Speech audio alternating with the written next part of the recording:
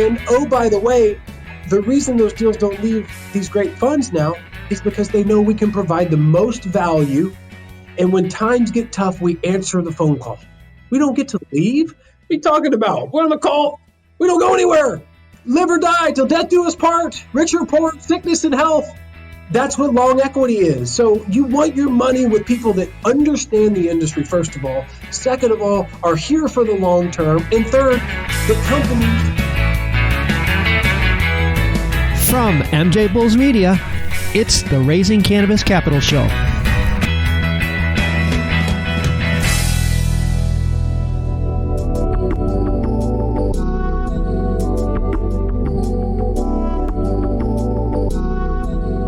Today in Raising Cannabis Capital, we are continuing this year's Cannabis Investor series with our old friend, Matt Nordgren, founder and managing partner of Arcadian Capital. Matt, welcome back to the show.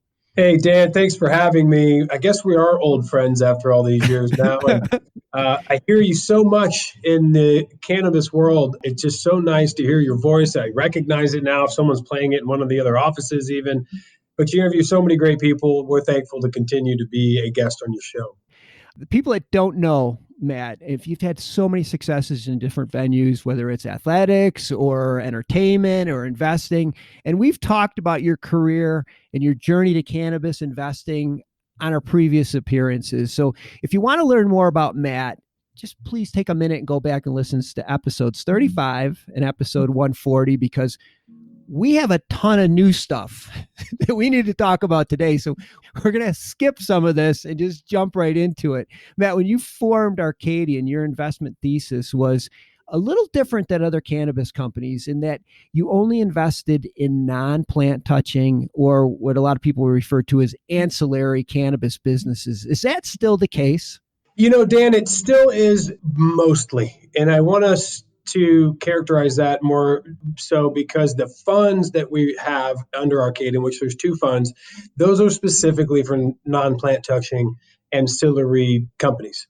But for years now, we have done different things through SPVs, special purpose vehicles, or advisory or consulting type arrangements that do touch the plant, but they're on a one-off basis. And we have a tremendous amount of investors in our funds, and they expect these types of things. They want to enter into specific opportunities for one reason or another, and it's our job to present them with that. So we have done more than 10 of those outside of the fund, but we have not launched the fund for that just yet, but maybe into the year, but it's more likely in 2021, post-elections, when we get to know a few more variables from an underwriting standpoint. Yeah, I think most people are waiting for post-election to kind of get a feel for what direction they want to take their company. You mentioned this the last time you were on the show, that a lot of family offices and institutional investors have vice clauses, or they're just concerned about investing in cannabis. Do you feel like that dynamic is changing? Well, Dan, here's how you have to think about this. And this goes back to your last question. I'm glad you hit it home a little bit more there, which is it's about risk. Everything is about risk return. It doesn't matter where you are in the cycle of investor, institutional, seed stage, angel, pension fund, endowment, pub. It's about risk and return. So what you have to understand is anybody of any significance characterizes the cannabis and hemp industry actually as high risk, high return.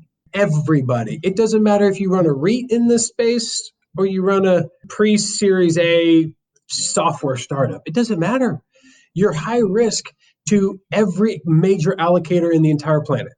And so our philosophy was understand what type of risk they are willing to take on at certain stages. And when you touch the plant, you add a level of risk. And so when you think about it, all we did was look at the least risky way to get people into the industry. And that was a hedged, diversified, non-plant touching approach, which to us, if you look today, it's been a smart move because our companies are doing great. They're not in problems. So I think, Dan, I'm just trying to explain, it's reverse engineering from risk factors. Yeah. And so all we're saying is we want to provide the least risk possible with having what the industry affords at a given time as the most logical way to have a strategy. The whole thing has to move forward, and you have to move at the pace with which the industry naturally allows. Well, I think you make a really good point about risk, especially with the environment we're in right now. I think people are a little more risk averse today than they were at the beginning of 2020, which leads me to my next question. A lot of our investors, or I should say a lot of our listeners, were publicly traded investors. They invested in publicly traded cannabis companies and they jumped off and they have a bad taste in their mouth, but now they're thinking private companies. I want to invest in private companies. Especially now, it's tricky to invest in a private cannabis company. You're right in the epicenter of it in Los Angeles. I mean, all the action is around you. Plus you're part of this small investor community. You know, your buddies are calling you saying, "Hey, Matt, we got a deal. You want to jump in on one of our deals?" So before the good deals even get out, they're already sold out. You're right. And you know what, Dan? It's in the best interest of the industry because you have groups like us at Arcadian and all these other great funds. I don't even want to mention one because there's 15 or 20 that are amazing and we work together all day long. If you want the industry to move forward, you want those groups to be aligned. You want all the resources you can possibly imagine to go there because they are long equity. We're in 36, 7 companies. Some companies funds are in 20, some are in 40, some are in 50. But we're all doing it together. And guess what? We're long equity. If you want to see this industry move forward, if you're an investor, please give your capital to one of the great equity funds. Give it to them. Because at the end of the day, you're not thinking this is going to replace your bond portfolio. We're not trying to deliver you 5, 6, 7, 8%. Okay. It's a high risk, high return category, as we said earlier. Doesn't matter how much you de-risk it today. So why do you care to pay a manager 2 and 20? Pay 2% a year, which comes back to you, by the way, anyways, on the returns. So it's a moot point, but then incentivize them to make 20% of the upside after they return you your capital.